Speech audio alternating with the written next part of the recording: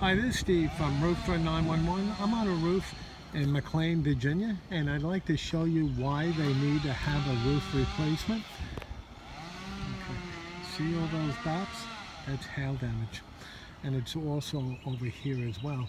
And there's enough damage on this roof to entitle them for a roof replacement by their insurance company. And there's a little bit of damage on the flat roof as well. The pipe flange is starting to deteriorate and the collar has collapsed, so eventually they're going to develop a leak.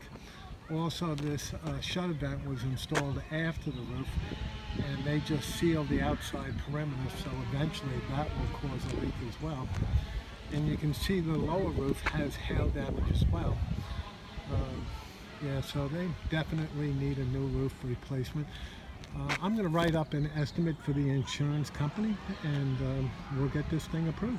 Again, my name is Steve from Roofer 911. We specialize in roof replacement and roof repair in McLean and all areas of Northern Virginia.